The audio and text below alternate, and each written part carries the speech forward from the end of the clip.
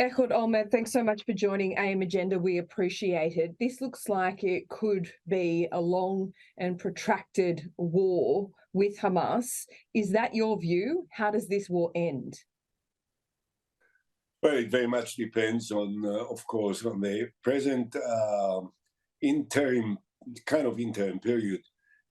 It's not clear yet whether the truce or the ceasefire will continue for a couple days more or more than just 2 days. I don't know, but what I heard, I don't speak for the Israeli government. I don't speak in any official capacity, but the statements made by the ministers in the cabinet, including the prime minister, is that at the end of this short interim period, we will continue the battle. So it's supposed to continue. There was a very interesting statement made a few minutes ago by the partners of the prime minister in the coalition. They said if they will stop now the battle and they will make an agreement, then we immediately break the coalition government and go out, which may cause the collapse of the government. So it's likely that at some point, sooner than later, the military campaign will continue. And the question is how much longer it can last before the international community will try to intervene in stopping the Israeli military campaign, and what may be the collateral damage caused that will force the international community, according to their attitude, to try and influence the Israeli government to stop this military battle. What are the chances of destroying completely Hamas? I think that Israel is much stronger militarily, and that it is likely that the Hamas military power will be weakened dramatically. But will it be completely destroyed? I doubt it very much. And that is Benjamin Netanyahu's stated aim, to completely dismantle Hamas. That is a clear military strategic goal, but what no one is talking about what you just mentioned there, is it how can that actually be done? No one in Netanyahu's cabinet, or indeed himself, has explained what Gaza looks like with Hamas destroyed and who takes over. Look, I know that when you look at Gaza, you have a very strong impression of the destruction of the buildings, and it's not a very pleasant sight. There is a problem here which can't be resolved lightly. The Hamas is headquartered in the center of the urban centers of Gaza, of Khan Yunis, of all the urban centers of Gaza, precisely in order to make it extremely difficult to fight against them, because when you fight against them, there is a collateral damage which is devastating to the eyes of the ordinary person everywhere in Australia. Is it devastating to you, Ehud? Is it also devastating to you? It's there, I keep saying all the time, I don't want to argue about the numbers of casualties on the other side, because I don't know the real numbers, and I think that it's blown out of any reasonable proportion. But for me, one person killed who is not involved is too many. I absolutely can't acquiesce with the idea that so many non-involved people are killed. And yet, at the same time, this is what happened in our side as well, when 1,500 citizens were butchered and beheaded and slaughtered in the most atrocious manner by the Hamas people. So this is a very difficult and a very painful situation, and there is not a simple answer, and something that I can say that will satisfy the conscience of myself and of many other people across the world. And yet at the same time, I have to think about the possible ramifications if Hamas will continue to exist as a military power and will continue to try and upset the balance in the Middle East, and will continue to attack innocent Israelis, and will continue to launch missiles that force hundreds of thousands of people to sit in their safe rooms or in the shelters day in and day out for years and years and years. So there is not a simple answer to that, and I understand the sensitivity of many people, although I'm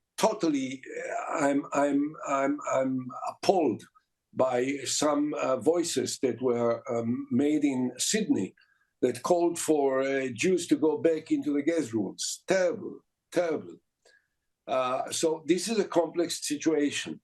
What would Australia do had 1,500 civilians in Sydney or in Adelaide or in any other of your cities would have been slaughtered by terrorists in their homes, in their residence? What would you do?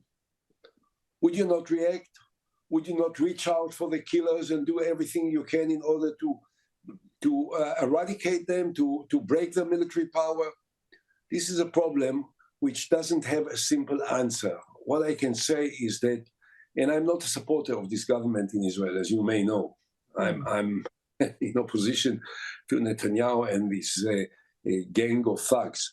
But it is the overwhelming majority of Israelis share this view that Israel must break down the military power of Hamas, and will try to do it at the minimum cost to non-involved people. And that's what we try to do. Therefore, we force them to move out of Gaza in order not to be in the center of the military action. And now we'll have to probably move them into another part so that they will not be in the military action in the south part of Gaza. And we hope that there will not be many non-involved people affected. Well, let's talk about Benjamin Netanyahu then. It is clear that you are one of his loudest critics. There is concern and has been concern since the start of this war that Benjamin Netanyahu would overreact. I'm not sure what we're seeing is an overreaction, but let's just pretend for a moment that Benjamin Netanyahu can achieve this stated objective of wiping out Hamas. What happens next, Ehud? Can Benjamin Netanyahu be part of any solution, a two-state solution on the other side? And when it comes down to it, no one is talking about perhaps the intelligence failure that allowed this to happen. The military takes accountability in your country, but what about elected officials? Okay, let's draw a certain distinction between the different parts of this long question. Number one, I don't want to speak for Netanyahu or for his government, okay? That is clear. I can speak for what I think Israel as a country, as a state, has to do. What we has to make clear and to spell it out in the most explicit manner is that once the military action is completed, we pull out entirely from Gaza. That's number one. We have to make clear that we are not looking for any occupation of any part of Gaza. I was one of the main pushers at the time, 18 years ago, to pull out from Gaza when I was the Vice Prime Minister of Israel at the time of Sharon. And I advocated it, and I don't want to come back to Gaza. Okay, so once we complete the military action, we have number one to pull out. Number two, the state of Israel has to provide a political horizon that may help buy some time with the international community to justify a continuation of the military action if there is a clear understanding that afterwards there will be a political process. And what the government of Israel has to do, the state of Israel has to do, is to declare that at the end of the military action, Israel is prepared to embark immediately on negotiations for a two-state solution. Now, you can ask me, will the government of Netanyahu do it? No, there is not a chance that Netanyahu will do it. Therefore, it is another reason why he has to be thrown out today. Well, at what point does that happen, Ehud? You're saying he needs to be thrown out today? I hope so. And I think that there is a good chance that this government will not hold for much longer. How much longer, I don't know. A matter of days, a matter of weeks, a matter of few months, not more than that. And you're saying, Ehud, with Benjamin Netanyahu in power, the war will never end? Yeah, I think that he is gone. He's history. No one is capable of holding to power after the terrible failure, which was the outright outcome of his policies, of his priorities, of the fact that he downgraded the Palestinian Authority and flirted with Hamas for years and years and years, because Hamas has never been seen, could never be, a partner for peace negotiations. So it was much more comfortable to deal with Hamas rather than to allow the Palestinian Authority to join forces with us in order to conduct meaningful peace negotiations. Because peace negotiations naturally means also the withdrawal from territories which are occupied by the State of Israel and which Netanyahu doesn't want to withdraw from. So what we need to do now is to provide a political horizon. This government will not do it, and therefore this government is doomed. It's just a matter of, as I said, a relatively short time. Whoever will, I don't know whether there will be early elections within 3 months or whether there will be constructive no confidence motion, which will allow someone else to be appointed as prime minister, even for a short period of time before there will be general elections. In terms of a solution, Ehud, you seem to be talking more about a change in the power dynamic in Israel. Perhaps it's a coalition, perhaps it isn't. So does that mean, therefore, that you don't think seeking a UN Security Council resolution is the right way to go? I take you back to 2006 when you were Prime Minister. Israel was at war with Lebanon. Hamas had taken control of Gaza at that point. There was a 1701 UN Security Council resolution at that point. It was good in theory, perhaps not in practice. So do you think Israel should still be striving for that? Or is it different this time around? Let's again draw a distinction between Lebanon and Gaza. In Lebanon, the UN Security Council decided unanimously on the resolution 1701, which forced the Hezbollah to move away from the border with Israel. And they obliged because they had no chance, because we devastated them in the military confrontation which they started. So, and that held for 17 years until the last few weeks when they joined in and utilizing the weakness of the Israeli government to move forward to the border, and then some skirmishes occurred between us and them. Now they are also holding fire. But this is an issue which will have to be dealt with soon, after we are done with Gaza. In Gaza, we tried in 2008 in a custody operation to break the power of Hezbollah. We were very close to it. Unfortunately, it was at the end of my term. It was few weeks before the elections. Unfortunately, most of the military and the establishment, the defense establishment of Israel was against continuing this military action, and we lost the opportunity then to break down the Hamas at a much less cost than it is now, and this was a terrible misdeed that I regret to this day. Afterwards, Netanyahu took over, and as I said, he preferred to deal with Hamas rather than to fight with Hamas, although he said that the first priority of his government will be to destroy Hamas, but practically he found all kinds of ways to help them, and he used the money from Qatar to finance them, and they used this money in order to build all the infrastructure, which is now we are fighting against. Yeah, I mean, that's a good point, Ehud, and I think it's lost in this debate, but still relevant, that there was a long time there where Bibi did support Hamas to be the security and political power in Gaza.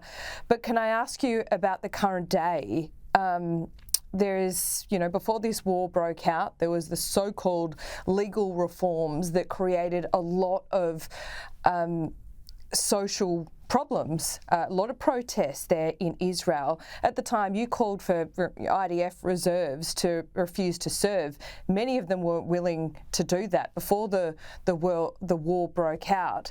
And they didn't serve. They wouldn't serve under BB. Did that weaken your military? Did your calls weaken your military? And did perhaps Hamas see that weak point and attack? No. I know that this is a very, there is a temptation to use it, which is widely used by the supporters of BB, the few supporters he still has, in order to argue against the riots and the demonstrations which were held in Israel prior to this. No. The reason of the terrible disaster and the failure that took place on the 7th of October is one. This is not the weakness of our intelligence. We knew everything.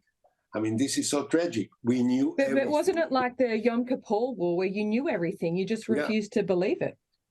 Yeah, it's the same reason. I'll say it in the most explicit way right away. Arrogance. Arrogance and overconfidence and complacency. The military or BB?